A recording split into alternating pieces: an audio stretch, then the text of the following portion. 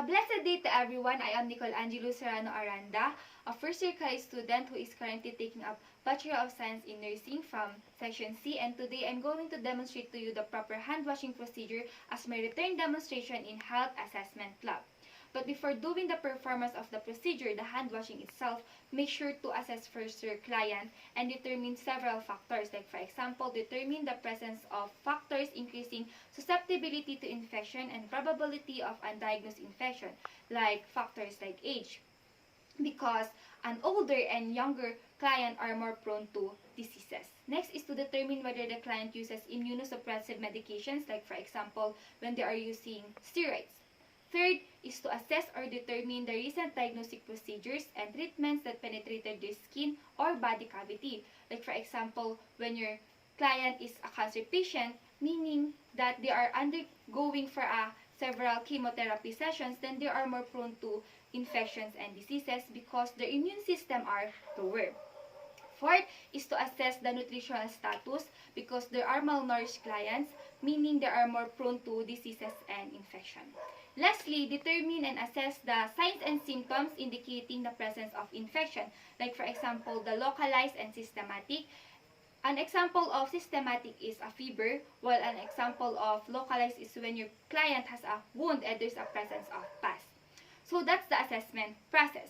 Now, we are good to proceed to the planning process. In the planning process, make sure to determine a good location of clean, running water.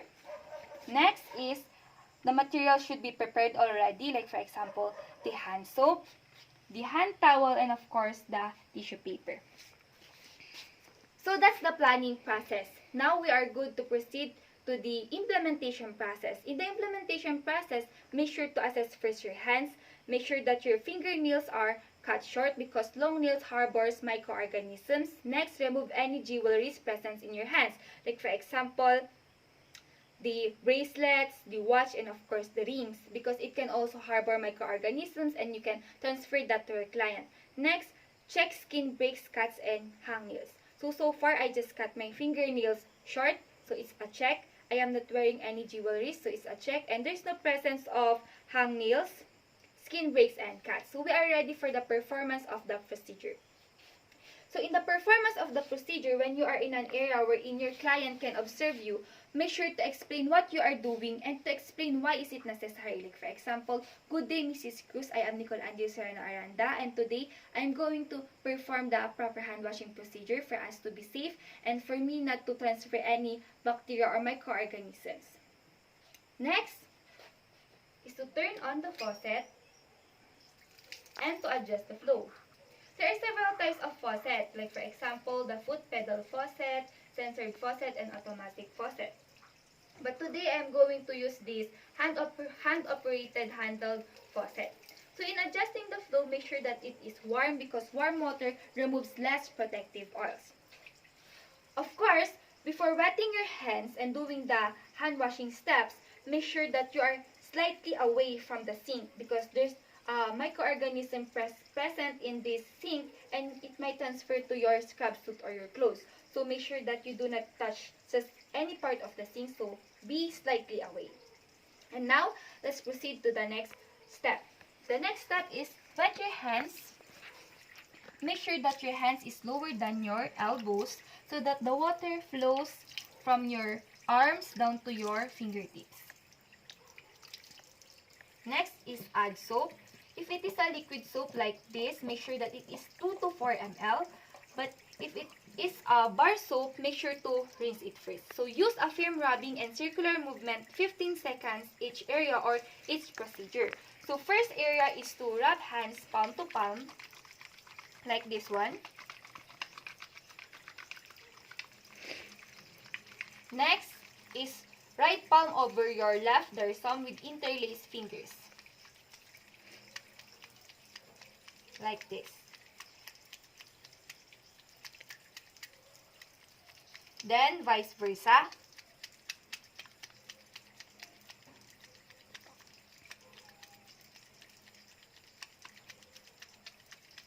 Next is palm to palm with fingers interlaced.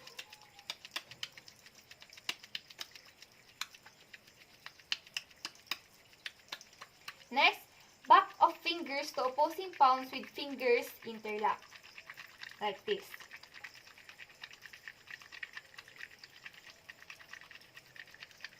Vice versa. This step facilitates cleaning also your knuckles.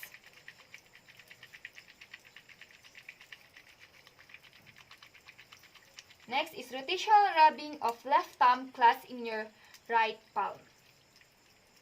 Like this one.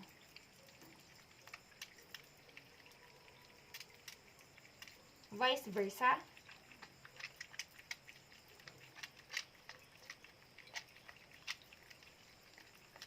Next is rotational rubbing of fingertips backwards and forwards with clasped fingers of right hand in your left palm.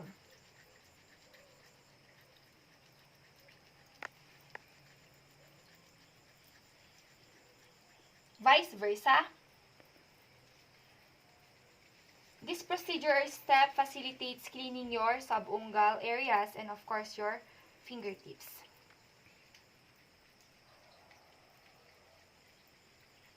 Then, do not forget to rub your wrist.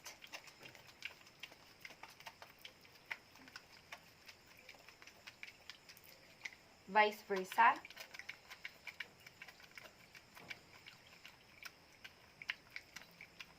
Then, you are ready to rinse your hands. In rinsing your hands, make sure that your hands is lower than your elbows so that the water flows from your arms down to your fingertips because we are aiming for the cleanest to the most contaminated area. And make sure to rinse your hands thoroughly so that there's no soap residue because having a soap residue is very undesirable. So rinse very well or rinse thoroughly.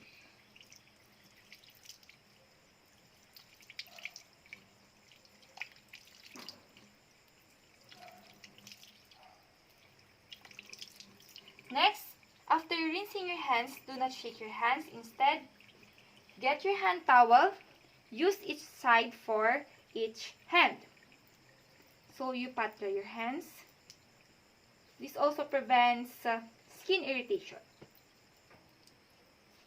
And then, the used hand towel must be put into a hamper.